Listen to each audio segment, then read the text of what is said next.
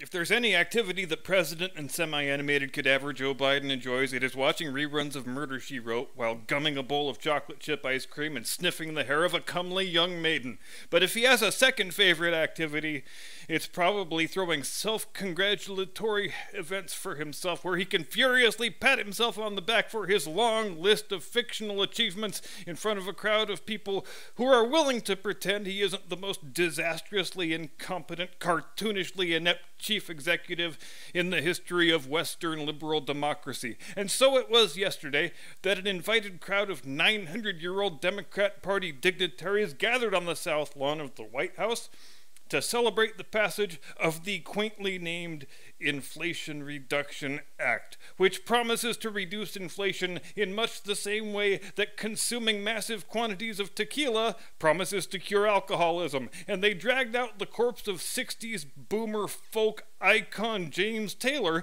to give a performance of Fire and Rain, which is a song where the narrator undergoes a slow descent into madness and despondency before ultimately taking his own life. It's a bold choice, really, since it provides such a fitting metaphorical description of Joe Biden's presidency. But the presence of James Taylor does beg the question, how many other people turned them down if James Taylor was the best they could come up with? Bruce Springsteen couldn't make it? Bob Dylan had a scheduling conflict? They couldn't even get, Cardi B and Lizzo and that chick that twerked with She-Hulk to show up for this thing? Because I might have enjoyed this event a little bit more if those three immortal icons of 21st century pop music had gotten up on stage and given a seminar on how to use bacon grease as sex lube while painting pictures with your gigantic ass cheeks.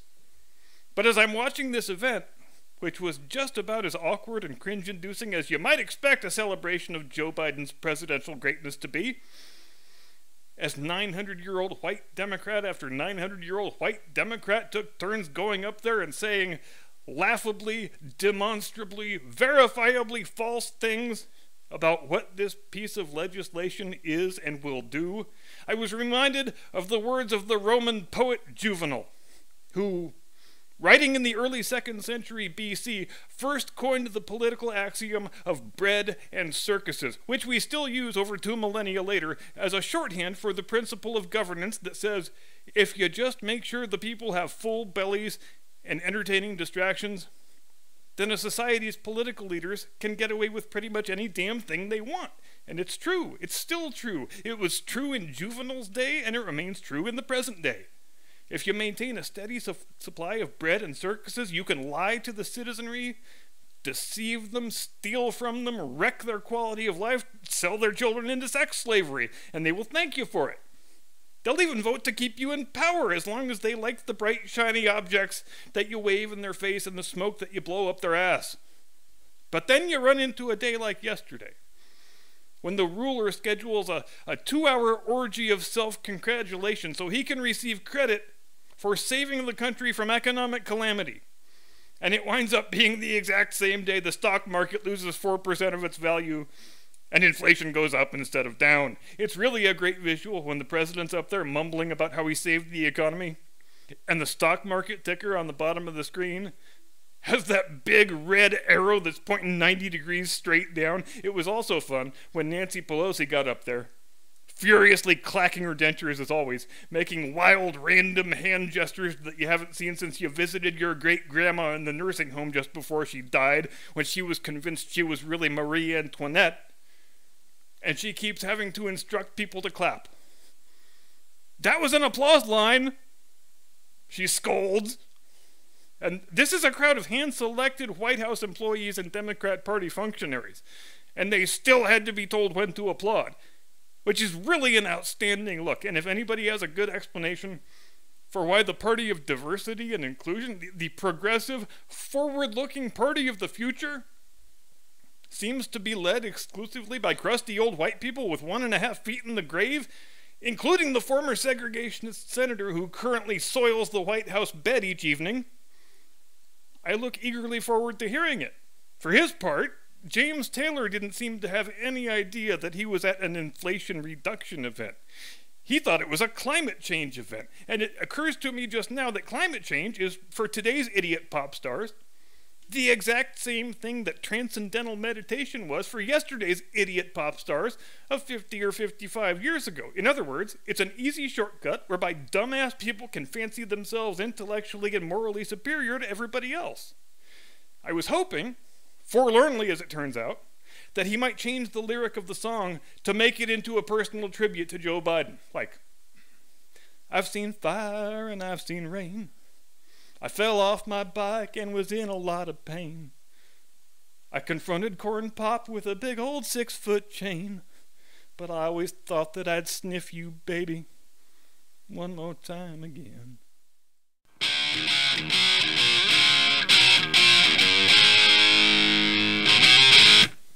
From high atop the battlements of Castle Curmudgeon, where we have it on good authority that the USS Joe Biden is going to be a wind-powered submarine. Good evening, Mr. and Mrs. America, and all ships at sea. Welcome to the program. I am your eponymous host and humble servant. While I'm not generally a big fan of the imagine if the roles were reversed game, I do want to play it here for just a moment or two by saying, imagine if any Republican, either office holder or candidate, had said what Democrat Congressman Tim Ryan of Ohio, who's running for the Senate against J.D. Vance, said yesterday, when he casually, almost matter-of-factly, remarked that we, by whom he clarified that he meant Democrats, Independents, and Republicans, must, quote, kill and confront the Make America Great Again movement. We all know, there's not any point even debating it, that if any Republican, or any non-Democrat really, had used the word kill to describe what he wants to see happen to his political opponents, whether metaphorically or otherwise, that person's political career would be over within less than 48 hours. And yet, Democrats can engage in any sort of openly violent rhetoric or even openly violent behavior without any fear that they will face recrimination for it. And what's more, they will turn right around, as they always do, and say it's Trump and the Republicans who are fomenting political violence. The same people who told us, as they've been telling us for damn near 2 years now, that the sitting president of the United States needed to be banned from social media and disappeared from the internet because his words might hypothetically promote violence. They are all as quiet as church mice today, unwilling to condemn or even criticize Tim Ryan for saying people who oppose the Democrat Party ought to be killed. And yes, before any wokester says it down in the comments, I already know what your feeble defense is. Well, he wasn't saying he wants to kill people. He just wants to kill the movement. Which is a lot like saying, it's like if Joe Biden said, well, I don't want to round up all Republicans and throw them in prison camps, just the MAGA Republicans. Normal, mainstream Republicans, they're fine. I'll allow them to stay alive. And I won't ship them off to Guantanamo unless they really, really deserve it. But yeah, about that. Donald Trump has, about a 95% approval rating among Republicans? So it is difficult to discern how the logic works there, whereby MAGA Republicans are not mainstream Republicans. So you're saying the 5% is the mainstream and not the 95%? The group that consists only of Bill Kristol, the Bush family, the Cheney family, and maybe crying Adam Kinzinger, and literally nobody else, those are the mainstream Republicans who are going to be left alive after you guys have finished ethnically cleansing every American who ever voted for Trump or even thought about voting for Trump. There hasn't been one single word from the White House, either from Joe Biden himself or from his spectacularly inept press secretary Baghdad Buckwheat, that heroic, glass-ceiling, shattering first black, gay, immigrant, lesbian, female, homosexual woman of color ever to hold the office, about Tim Ryan's implicit call for genocide against Trump voters. And why would there be? Democrats can say anything they want. They can call for violence against anybody they want. They can engage in violence against anybody they want. They can spend an entire summer putting American cities to the torch after they finish looting all the stores, that is. And there would never in a million years be a word of condemnation from the Biden White House. Their only regret is that they didn't think to get James Taylor to go sing Fire and Rain in accompaniment to BLM and Antifa burning down Portland for 92 nights in a row, or however many nights it was. Here's another fun story.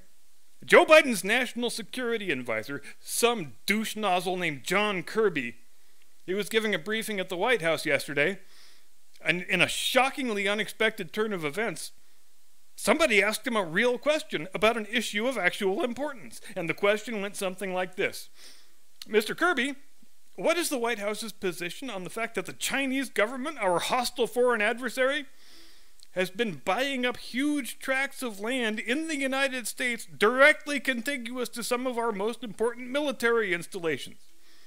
Now, here is Mr. Kirby's response, and this is a direct quote, and bear in mind again, this guy is the freaking National Security Advisor. Quote, well, I think the question of home ownership is a little bit out of my swim lane.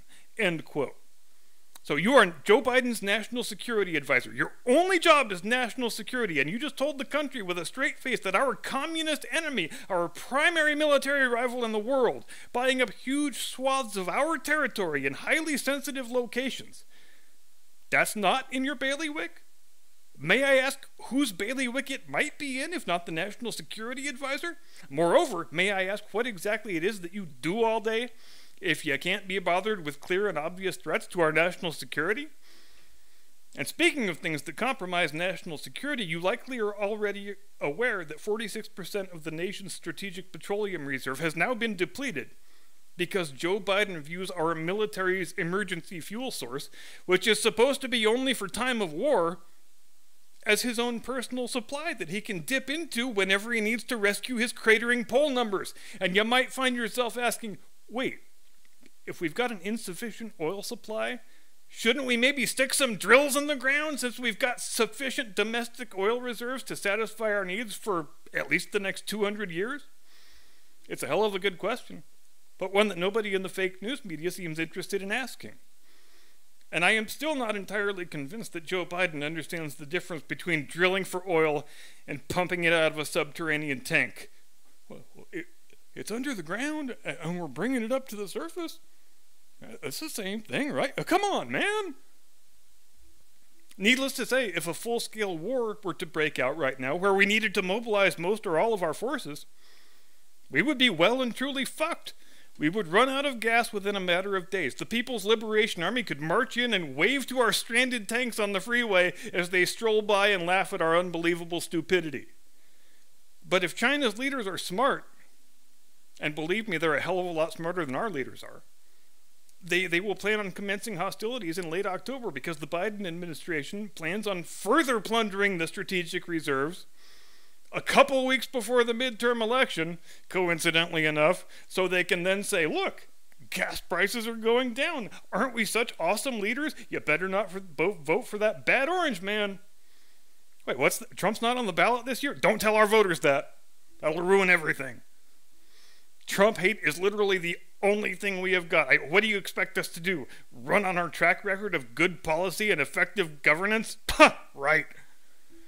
Yesterday at that embarrassing White House event, and is it just me, or do these things increasingly have the flavor of a third world tin pot dictator demanding that his underlings praise him under penalty of death?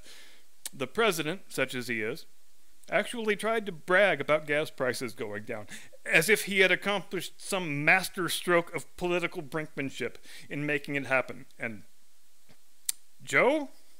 A gallon of gas is still, on average, more than twice as expensive as it was on the day you assumed office and proceeded to rip the beating heart out of the energy sector as your very first order of business. But hey, I'm sure if we just blight the landscape with a sufficient number of Chinese solar panels and bird-slicing, bat-chomping eco-crucifixes, well, that'll fix everything, right? Right? Right? Sorry, I was briefly overcome by the president's habit of repeating the same word 3 times in a row, as if that adds extra emphasis. And you know what question I find myself asking more and more?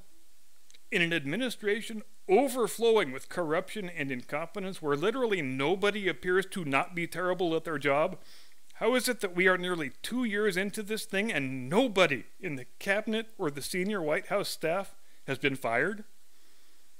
We've got an honest-to-God enemy saboteur running Homeland Security. We've got a chairman of the Joint Chiefs of Staff who has openly admitted conspiring behind the scenes with our hostile foreign adversary. We've got an attorney general who thinks voting Republican is a felony. We've got a defense secretary who cares more about drag shows and critical race theory and vax mandates than he does about military readiness. We've got a transportation secretary who took 3 months off to chest feed somebody else's twins, and nobody in the office even seemed to notice.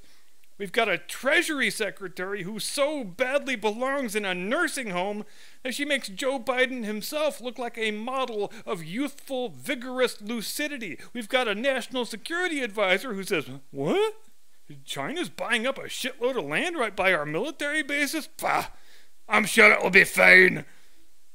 We've got a Secretary of State who's the most cucktastic cuckold who ever cucked. We've got a Vice President who has yet to string together her first coherent sentence. We've got an Energy Secretary whose whole policy platform seems to consist of shut up and buy a Tesla. And sitting atop the apex of this pyramid of ineptitude, the capstone on this monument to intellectual impoverishment, we've got a president who poops all over the Vicar of Christ, allegedly, farts all over the Princess of Wales, allegedly, falls up airplane stairs, crashes bicycles with reckless abandon, takes a 9-day vacation just about every month, and is so impossibly bad at his job that he is now the answer to the trivia question, who is the absolute worst president in American history, including the accidental ones? Seriously, future historians will never have to debate that question ever again. It is a no-brainer, much like he is. And with that, I think we will adjourn for the evening. Thank you very much indeed for watching. Thank you to the 5 new subscribers yesterday, which has to be close to a record, I would think. And I should state for the record that the old offer still stands because I never have rescinded it. Any new subscriber can pick the topic of an opening segment. Just shoot me an email, and I will make it so. Have a pleasant tomorrow. I will see you Friday. Do not comply. Get off my lawn.